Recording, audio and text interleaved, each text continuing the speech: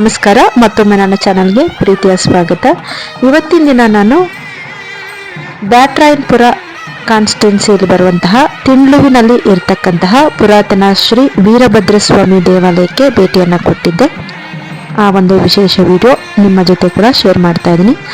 ಸುಮಾರು 1000 ವರ್ಷಗಳಷ್ಟು ಹಳೆಯದಾಗಿರುವಂತಹ ಈ ದೇವಾಲಯವನ್ನು ಗಂಗಾ ಅಥವಾ ಚೋಳರ ಕಾಲದಲ್ಲಿ ನಿರ್ಮಾಣ ಮಾಡಲಾಗಿದೆ. ಶಿವಾಂಶ ಸಂಭೂತನಾದ ವೀರಭದ್ರನಿಗೆ ಸಮರ್ಪಿತವಾಗಿರ್ತಕ್ಕಂತಹ ದೇವಾಲಯ ಇದು. ಈ ದೇವಸ್ಥಾನವು ವಿದ್ಯಾರಣ್ಯಪುರದ ಹತ್ತಿರ ಇದ್ದು ಪ್ರಶಾಂತವಾದಂತಹ ವಾತಾವರಣದಲ್ಲಿ ಈ ವೀರಭದ್ರ ಸ್ವಾಮಿ ನೆಲೆಸಿದ್ದಾನೆ. ಇಲ್ಲಿ ನಿತ್ಯ ಪೂಜೆ ಹಾಗೂ ವಿಶೇಷ ಉತ್ಸವಗಳು ಕೂಡ ಪ್ರತಿ ವರ್ಷ ಕೂಡ ನಡೀತವೆ. ಇನ್ನು ಇದು 10ನೇ ಶತಮಾನದಷ್ಟು ಹಳೆಯದಾದಂತಹ ವಿಶೇಷವಾದಂತಹ ವೀರಭದ್ರ ಸ್ವಾಮಿ ದೇವಾಲಯ. ವಿಶೇಷತೆ ಏನಪ್ಪಾ ಅಂದ್ರೆ, ಪ್ರಸಿದ್ಧ ಹಳೆಯ ಶಿವನ ರೂಪದ ಅಂದ್ರೆ ವೀರಭದ್ರ ದೇವಾಲಯ ಇದಾಗಿದೆ.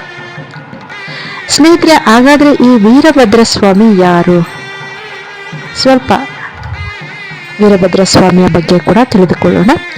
ವೀರಭದ್ರನು ಪರಮಶಿವನ ಉಗ್ರ ಅಥವಾ ಕ್ರೋಧ ರೂಪದ ಅವತಾರ. ಧರ್ಮವನ್ನ ರಕ್ಷಿಸಲು ಮತ್ತು ಅಧರ್ಮವನ್ನ ನಾಶ ಮಾಡಲು ಶಿವನು ಈ ರೂಪವನ್ನು ತಾಳುತ್ತಾನೆ. ಅವತಾರದ ಹಿನ್ನೆಲೆ ಬಂದು ಒಮ್ಮೆ ದಕ್ಷ ಪ್ರಜಾಪತಿ ಎಂಬ ರಾಜನು ಮಹಾಯಜ್ಞವನ್ನ ನಡೆಸ್ತಾನೆ. ಆ ಯಜ್ಞಕ್ಕೆ ತನ್ನ ಅಳಿಯನಾದ ಶಿವನನ್ನ ಆಹ್ವಾನಿಸಲಿಲ್ಲ. ದಕ್ಷನ ಮಗಳು ಸತಿ ತಂದೆಯ ಯಜ್ಞಕ್ಕೆ ಹೋಗ್ತಾಳೆ. ದಕ್ಷನ ಮಗಳಾದಂತಹ ಸತಿ ತಂದೆಯ ಯಜ್ಞಕ್ಕೆ ಹೋಗ್ತಾಳೆ. ಅಲ್ಲಿ ಶಿವನ ಅವಮಾನವನ್ನ ಕಂಡು ದುಃಖದಿಂದ ಯಜ್ಞಾಗ್ನಿಯಲ್ಲಿ ಆತ್ಮಾಹುತಿಯನ್ನ ನೀಡ್ತಾಳೆ. ಇದನ್ನ ತಿಳಿದಂತಹ ಶಿವನು ಭಾರಿ ಕೋಪಗೊಳ್ತಾನೆ. ತನ್ನ ಜಟೆಯನ್ನ ಭೂಮಿಗೆ ಬಡಿದಾಗ ಅದರಿಂದ ಉಗ್ರ ರೂಪದ ವೀರಭದ್ರನು ಪ್ರತ್ಯಕ್ಷನಾಗ್ತಾನೆ. ವೀರಭದ್ರನು ಯಜ್ಞ ಸ್ಥಳಕ್ಕೆ ತೆರಳಿ ಯಜ್ಞವನ್ನ ಭಂಗಪಡಿಸ್ತಾನೆ. ದಕ್ಷನ ಅಹಂಕಾರವನ್ನ ದಂಡಿಸ್ತಾನೆ. ನಂತರ ಶಿವನ ಆದೇಶದಂತೆ ಶಾಂತಗೊಳ್ತಾನೆ. ಇದು ಧರ್ಮದ ಜಯ ಮತ್ತು ಅಹಂಕಾರದ ನಾಶವನ್ನ ಸೂಚಿಸುತ್ತೆ. ಶಿವನ ಶಕ್ತಿ ಮತ್ತು ರಕ್ಷಣಾ ಸ್ವರೂಪವೇ ಈ ವೀರಭದ್ರ ಸ್ವಾಮಿ. ದುಷ್ಟ ಶಕ್ತಿಗಳನ್ನು ನಾಶ ಮಾಡುವಂತಹ ದೇವರು. ಕರ್ನಾಟಕದ ಅನೇಕ ದೇವಾಲಯಗಳಲ್ಲಿ ನಾವು ವೀರಭದ್ರ ಸ್ವಾಮಿಯ ಆರಾಧನೆಯನ್ನ ಕಾಣ್ತೀವಿ.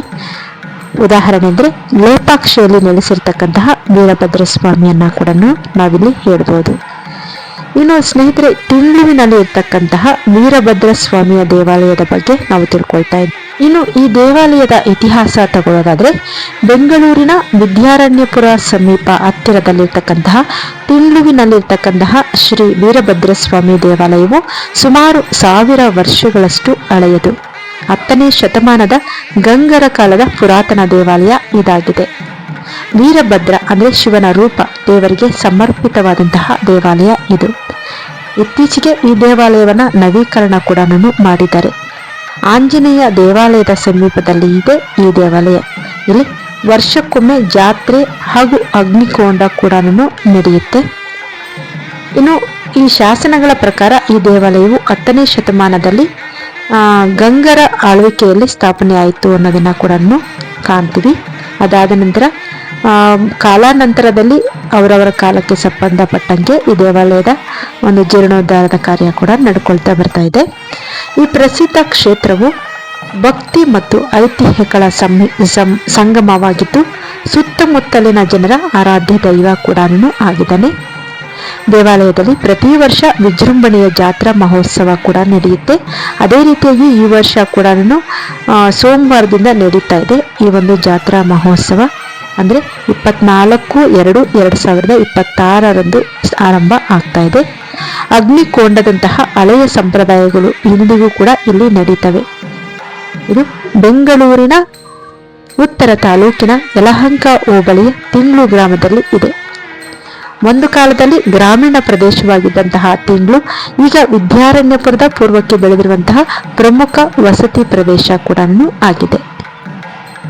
ಇನ್ನು ಒಂದು ಕಾಲದಲ್ಲಿ ಪ್ರಾಚೀನ ಗ್ರಾಮವಾಗಿದ್ದ ತಿಂಡ್ಲು ಈಗ ಬೆಂಗಳೂರು ಉತ್ತರದ ಭಾಗ ಕೂಡ ಆಗಿದೆ. ತಿಂಡ್ಲು ತನ್ನ ಪ್ರಾಚೀನ ವೀರಭದ್ರ ದೇವಾಲಯಕ್ಕೆ ಹೆಸರುವಾಸಿಯಾಗಿದೆ. ಪ್ರಸ್ತುತ ಅನೇಕ ರಿಯಲ್ ಎಸ್ಟೇಟ್ ನಿರ್ಮಾಣಗಳನ್ನು ಕೂಡ ಹೊಂದಿರುವಂತಹ ಅಭಿವೃದ್ಧಿ ಹೊಂದುತ್ತಿರುವಂತಹ ಸಮುದಾಯವಾಗಿದೆ. ಈ ತಿಂಗಳು ಬ್ಯಾಟರಾಯನಪುರ ಕ್ಷೇತ್ರದ ವಿದ್ಯಾರಣ್ಯಪುರ ವಾರ್ಡ್ ಅಡಿಯಲ್ಲಿ ಬರುತ್ತೆ. ಬೆಂಗಳೂರಿನ ಅತಿದೊಡ್ಡ ಕ್ಷೇತ್ರ ಇದು ಬ್ಯಾಟರಾಯನಪುರ. ಅನೇಕ ವಸತಿ ವಿನ್ಯಾಸಗಳು ಇತ್ತೀಚೆಗೆ ಈ ಪ್ರದೇಶದಲ್ಲಿ ಬಂದಿವೆ. ತಿಂಗಳು ವಿದ್ಯಾರಣ್ಯಪುರದ ಪೂರ್ವಕ್ಕೆ ಮತ್ತು ಸಹಕಾರ ನಗರದ ಪಶ್ಚಿಮಕ್ಕೆ ಇದೆ.